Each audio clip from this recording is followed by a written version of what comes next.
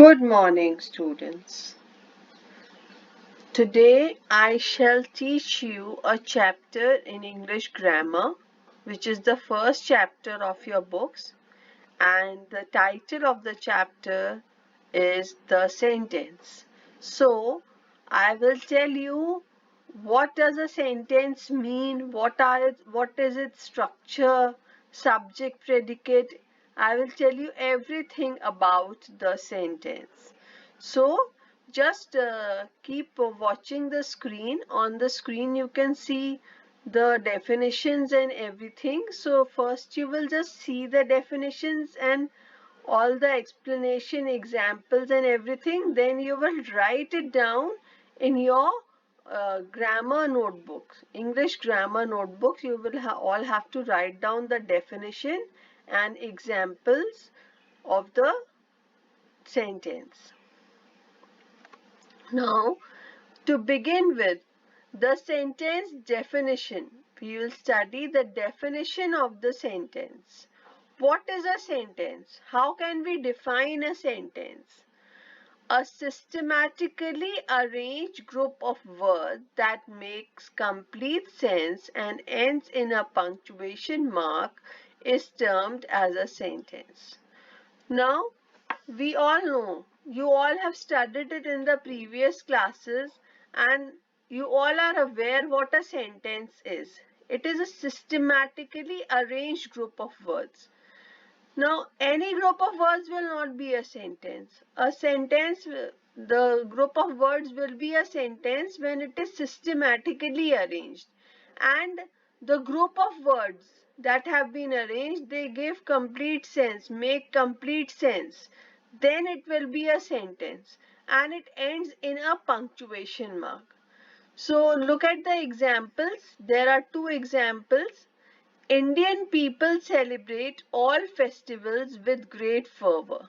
Now, this sentence is giving the complete meaning. It is making complete meaning that the Indian people celebrate all the festivals with great joy, great fervor. Okay. In the second sentence, this section of the lesson requires special attention, that this part of the lesson, this part of the chapter, this part of the lesson requires special attention. It needs special focus. So, both the sentences which are there in the example, they are systematically arranged group of words and they make complete sense and they end in punctuation mark. So, they fulfill all the norms of being a sentence. So, these both sentences are a sentence. In both the sentences, we can see that the group of words is clearly meaningful. It is clearly meaningful. It ends in full stop. Hence, it is a sentence. Okay. Now, I shall teach you the segments of the sentence. What is the segments of the sentence? Now, sentence has two segments. You can see in the diagram, a sentence has two segments, that is the subject and the predicate. Okay. So now further I will tell you what does a subject mean, what does predicate mean. The sentence as a subject of grammatical study has two segments or parts. When we study in grammar, when we just study this topic of segments of a sentence, then there are two segments in English grammar of a sentence, and first is the subject, second is the predicate. The first segment is the subject, the second segment which we will study is the predicate. Now just see the definition. The sentence. In a sentence, the subject is what or who the sentence talks about, employing or using one or more words.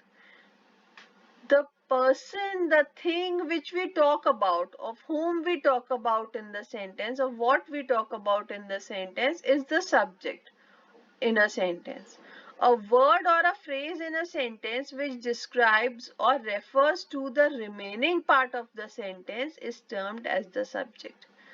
What we have described, what we have referred to in the remaining part of the sentence is termed as the subject. What we have described, I told you, whatever we have described, what we are talking about in the sentence is termed as the subject of the sentence. Like for example, just see, there are two examples. Honeybees collect honey in their hives. The severely injured man was shifted to the ICU of the hospital. Now, in both these sentences, you can see that the highlighted, the bold, marked portion is the subject in the sentence. Honeybees, the severely injured man. In the first sentence, we are talking about honeybees. So here, honeybees is going to be the subject. Now in the second sentence, we are talking about the severely injured man. So the severely injured man will be the subject in the second sentence. The parts in bold are the subjects in the sentence. Now, the next segment which I'll discuss today is the predicate. In a sentence, a word or a group of words that say something about the subject. Now, in a sentence, something is said about the subject. Okay. So, that is termed to be the predicate. Is termed as the predicate. In simple terms, the part of the sentence, words or group of words other than the subject is called the predicate. Okay. So, just see the definition. Whatever we say about the subject, whatever is said about the subject is the predicate. The part other than the subject is the predicate in the sentence. My friend Aslam plays the drums in an orchestra. The businessman made a huge profit. Now, I told you about the subject. So, my friend Aslam is going to be subject and plays the drums in an orchestra is the predicate. In the second sentence, the businessman is the subject. Made a huge profit is the predicate. So, the words written in bold are the predicates of the sentence. Hope this much is clear to all of you. Okay. So, moving further. Now I will discuss the kinds of sentences. You all have been doing it in the previous class also. What are the kinds of sentences? You all know. First kind is the assertive, then the interrogative, then the imperative, then the exclamatory. These are the four kinds of sentences. Now I'll discuss them one by one. Types of sentences, the definition. Assertive. These sentences state or assert something. They end with a full stop. These sentences can be affirmative or negative. Now, in the assertive sentences, something is said, something is stated, asserted, something is said. So, our team has won many tournaments. Now, this is a assertive sentence and it is affirmative. Now, the assertive sentence may be affirmative or negative. When will it be negative? Whenever there is a no or not attached, then it will be negative sentence. Okay. So the boy did not tell the truth. Now not is attached here. So this will become negative also. Assertive also and negative also. Alright. Interrogative sentences. These sentences ask question or raise queries. These sentences end with an interrogation mark. Now, in these sentences, questions are asked, queries, some problem is raised. Okay, so these questions end with an interrogation mark. Always you will see that an interrogative sentence, it will end with an interrogation mark, which is the question mark. Look at the examples. Are you ready to board the bus to Jaipur? What do birds do using their wings? Who stood first in the task? Now all these questions, all these sentences, they are putting up a question, they are raising a question, they are asking a query. So these questions are termed as interrogative sentences. Okay. Now just see the imperative sentences. These are the sentences which express orders, commands, requests, advice, etc. in a positive or negative sense. Such sentences end with a full stop. Now what happens in the imperative sentences is, in the imperative sentence some order is given or command is given, a request is made, or some advice is given. So such sentences will be imperative sentences. Write within proper margins. Now this is an imperative sentence because here a command or order is being expressed, so it is an imperative sentence. They must not disturb him at work. Now यहाँ पे क्या है कि एक request की गई है, एक advice दी गई है that they must not disturb him at work, and since not is also attached, so it is going to be negative also. Now the next kind of sentence we'll study is the exclamatory sentence. These are the sentences which express strong and sudden feelings such as happiness, some praise, pain, surprise, exultation. Such sentences either follow an interjection or end with a mark of exclamation. Now, what happens is in the exclamatory sentences, sudden feelings are expressed. That may be of happiness, some praise, pain, surprise, exultation. And these sentences either follow with a mark of follow an interjection or end with a mark of exclamation.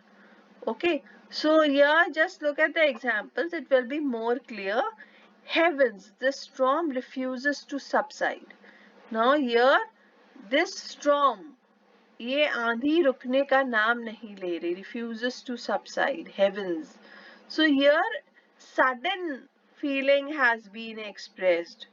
Okay, so hooray, at last I have been chosen to play for the country. Now sudden joy is being expressed in the sentence. So here these sentences, by the examples it is more clear what the exclamatory sentences mean. Okay.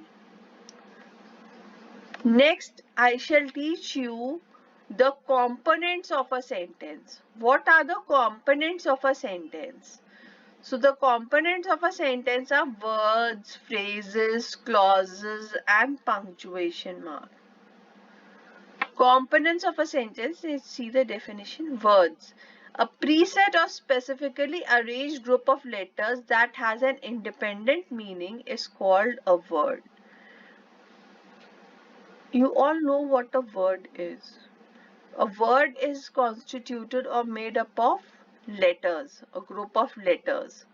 Now these letters, when combined, when arranged, they have an independent meaning also, then it is called a word. Phrase.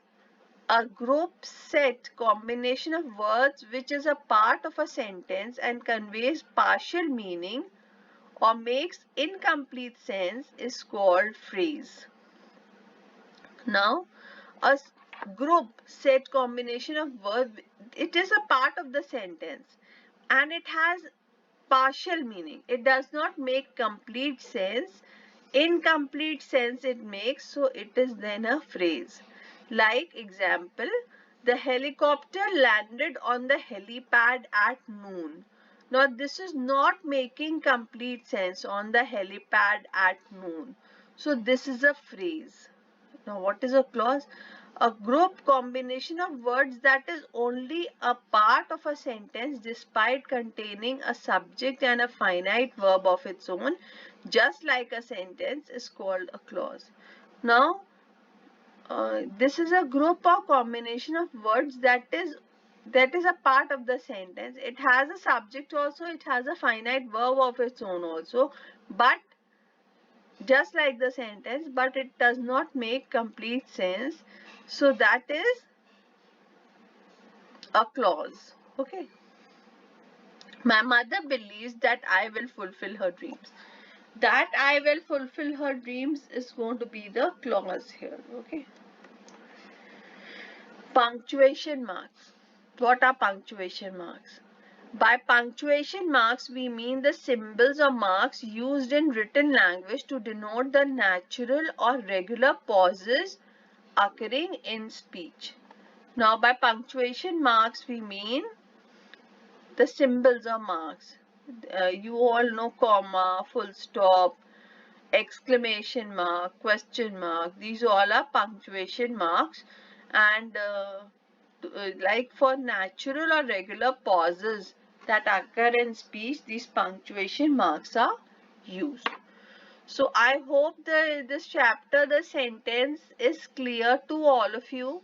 After you just watch this explanation, you all have to write down the definitions and examples in your fair grammar exercise notebooks. Then in the next class, I shall share with you the PDF of the exercises. So this was all for today. Today's class is over. We shall meet in the next class. Okay then. Goodbye. Thank you.